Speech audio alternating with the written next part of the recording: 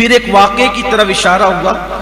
واقعہ یہ تھا کہ بنو تمیم، اس پر میں گفتگو آج مکمل کر لوں گا، حالانکہ بڑے خوبصورت مضامین ہیں اس کے اور ہماری روزمرہ کی زندگی سے بھی وہ آگے آ رہے ہیں، لیکن چونکہ ہمارا وقت 10 منٹ میں مکمل ہو جائے گا تو میں اس میں جلدی سے میں بات مکمل کر لوں.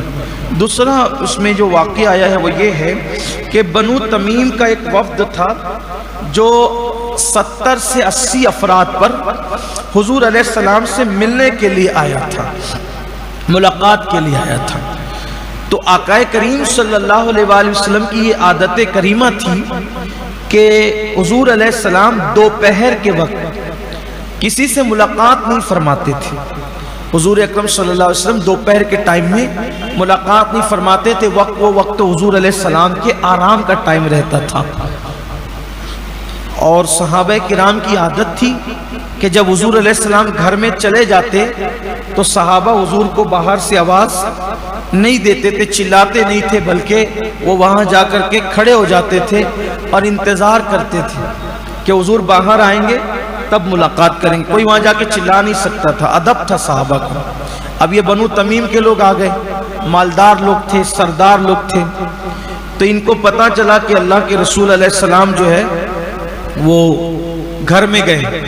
تو وہ لوگ زور زور سے چلانے لگے، اے محمد باہر آؤ اور ہم سے ملاقات کرو، باہر آؤ ہم سے ملاقات کرو، باہر آؤ. اللہ نے فرمایا یہ بے وقوف ہے. قرآن میں فرمایا جو حجرے کے باہر سے آپ کو چلا چلا کے آواز دیتے ہیں بے وقوف لوگ ہیں، یہ ان کو عقل نہیں ہے. ان کو تو یہ چاہیے تھا کہ یہ آپ کا انتظار کرتے، جیسے صحابہ کرام انتظار کرتے تھے، یہ انتظار کرتے. لیکن پیسے کی گرمی تھی، سرداری کا گھمنڈ تھا، تو انہوں نے کہا کہ آپ باہر آئیں. تو حضور علیہ السلام کو آواز دی گئی تو حضور علیہ السلام حجرے سے باہر آئے.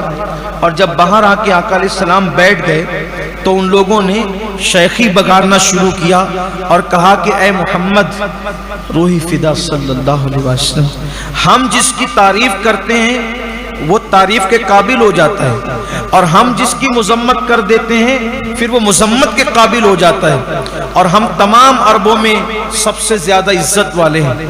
حضور علیہ السلام نے جواب دیا تم جھوٹ بولتے ہو، ایسا نہیں ہے. تم جس کی تعریف کرو وہ تعریف کے قابل ہو جائے، ایسا نہیں ہے. میرا اللہ جس کو عزت دے وہی تعریف کے قابل ہوتا ہے، اور میرا اللہ جس کو ذلیل کرے وہ کبھی عزت نہیں پا سکتا. اور اللہ نے جس کو عزت دی ہے اس کو عزت دی ہے. یہ بات کی اور پھر اس کے بعد آقا کریم صلی اللہ علیہ وسلم جب یہ بول چکے تو پھر اس میں ایک ان کا سردار اٹھا جو اس قبیلے کا بہت بڑا خطیب تھا. اس کا نام تھا عطارد ابن حاجب. عطارد ابن حاجب اس کا نام تھا. وہ کھڑا ہوا اور اپنے قبیلے کی شان میں حضور کے سامنے بہت اچھل کود کے تقریر کرنے لگا اور اپنی قبیلے کی خوب شان بیان کرنے لگا. جب وہ خاموش ہو گیا تو میرے آقا علیہ السلام نے حضرت ثابت ابن قیس سے کہا. ان کا ذکر ابھی جو گزرا نا وہ بہت بڑے مقرر تھے، میں نے بتایا آپ کو.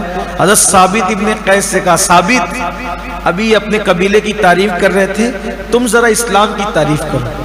تو اب یہ حضور کے شاگرد تھے ثابت بن قیس، انہوں نے اسلام اور پیغمبر اسلام کی وہ عظمت بیان کی کہ وہ سٹ پٹا کے رہ گئے. تو خطیب تو ان کا ہو گیا ناکام ثابت بن قیس کے سامنے. پھر ان کا شاعر کھڑا ہوا. شاعر کا نام تھا زبرقان بن بدر. وہ کھڑا ہوا اور جب وہ کھڑا ہوا تو اس نے پھر پورا ایک قصیدہ پڑھ ڈالا اپنے قبیلے کی شان میں. حضور علیہ السلام نے حضرت حسان بن ثابت کو اشارہ کیا. حسان بن ثابت کھڑے ہوئے تو حضور کی اور اسلام کی ایسی تعریف کی وہ سب سہم گئے. بالآخر وہ لوگ پکار اٹھے کہ یا رسول اللہ، آپ کے خطیب جیسا نہ ہمارے پاس خطیب ہے اور نہ آپ کے شاعر جیسا ہمارے پاس شاعر ہے اور نہ آپ کی ہستی جیسی ہمارے پاس کوئی ہستی ہے. تو وہ لوگ سب اتنے متاثر ہوئے کہ کلمہ پڑھ کے مسلمان ہو گئے. اللہ تعالیٰ نے ان کو ایمان کی دولت عطا فرمائی. تو اللہ تعالیٰ نے ان کو ادب بتایا کہ اگر وہ میرے محبوب کے دربار، اب دیکھیے اگر کوئی کسی کے گھر پہ جائے اور جانے کے بعد دروازے پہ دستک نہ دے، باہر کھڑا رہے اور بولے کہ یار آدمی جب آئے گا میں تب ملاقات کروں گا، تو لوگ کہیں گے تو بیوقوف تو نہیں ہے، ارے اس کو کیسے پتا چلے گا کہ تو آیا، دستک تو دینی پڑے گی تبھی تو پتا چلے گا۔ لیکن قربان جائے، اوروں کے یہاں جا کے دستک نہ دو تو بے وقوف کہلاؤ، اور نبی کے یہاں جا کے دستک دو تو بے وقوف کہلاؤ۔ کیوں؟ کیونکہ اور لوگ اور ہیں، نبی کی ذات اور ہے۔ کوئی اپنے دروازے پہ ہے تو ہمیں خبر نہیں ہوگی، لیکن حضور کی چوکھٹ پہ کوئی چلا جائے تو میرے آقا علیہ السلام تو ارے جو کون آ رہا ہے، کیا لکھ کے لا رہا ہے، جب سب جانتے ہیں تو پھر میرے آقا کسی کے آنے کو کیوں نہ جانیں گے؟ تو اس لیے اللہ تبارک و تعالیٰ نے پھر ان کو ادب سکھایا۔ یہاں ایک بات اور عرض کروں، یہاں ہمارے مفسرین میں سے ایک مفسر ہے، بہت بڑے مفسر ہے بغداد کے، حضرت سید محمود آلوسی، تفسیر روح المعانی کے مصنف ہیں اور بہت بڑے مفسر قرآن ہیں۔ تو سید محمود آلوسی رحمت اللہ علیہ وہ لکھتے ہیں اپنی تفسیر میں کہ جب میں نے یہ آیت پڑھی اپنے بچپنے میں کہ حضور اکرم صلی اللہ علیہ وآلہ وسلم کے دروازے پہ جا کے دستک دینے کو اللہ نے منع کیا اور یہ بے عقل اور بے وقوفوں کی علامت قرار دی، تو پھر میری یہ عادت ہو گئی کہ جب میں اپنے مشائخ، اپنے پیر، اپنے اساتذہ کے گھر جاتا تو پھر میں دستک نہیں دیتا تھا، کیونکہ میں کھڑا رہتا تھا ادب سے کہ جب وہ آئیں گے تب ملاقات کروں گا، دستک نہیں دوں گا۔ وہ فرماتے اس لیے کہ فرمایا ہمارے بزرگوں نے کہ عالم باعمل، پیر، مشائخ یہ اپنی قوم میں ایسے ہیں جیسے نبی امتیوں کے درمیان ہوتا ہے، یعنی یہ نائب نبی ہے، یہ نبی نہیں ہے، نائب نبی ہے۔ تو چونکہ اللہ نے نبی کا ادب سکھایا کہ ان کے گھر جاؤ تو دستک نہ دو، تو اس لیے میں جا کر کے خاموش بیٹھا رہتا، جب تک وہ باہر نہیں نکلتے تو میں اس وقت تک دستک نہیں دیتا۔ اور فرماتے یہ بات میں نے حضرت سیدنا عبداللہ ابن عباس سے سیکھی۔ یہ عبداللہ ابن عباس حضور کے حضور علیہ السلام کے چچا کے بیٹے تھے، عبداللہ ابن عباس حضور کے چچا کے بیٹے تھے، چچا زاد بھائی تھے اور حضور کے ڈائریکٹ شاگرد تھے۔ لیکن جب یہ حضرت ابی بن کعب کے گھر جاتے قرآن کی سمجھ کو، فہم قرآن سیکھنے کے لیے، جب یہ حضرت ابی بن کعب کے گھر جاتے تو دروازے پہ دستک نہیں دیتے بلکہ بیٹھے رہتے، دیر تک بیٹھے رہتے۔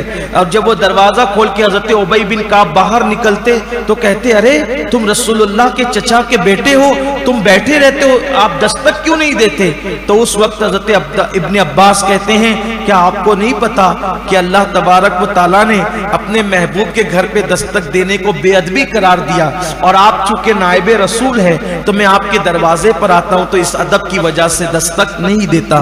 تو ہمارے علماء نے یہ بھی کہا کہ جب اپنے پیروں کے پاس، اپنے مشائخ کے پاس، اپنے علماء کے پاس بیٹھو تو ان کی بارگاہ میں اونچی آواز نہ کیا کرو، یہ ادب ہے۔ حالانکہ قرآن نے صرف نبی کے لیے خاص یہ حکم دیا ہے، اوروں کے لیے نہیں ہے، لیکن چونکہ ہمارے علماء بڑے محتاط ہیں تو وہ قرآن کے ذریعے سے یہ ساری چیزیں سیکھتے ہیں اور سکھاتے ہیں۔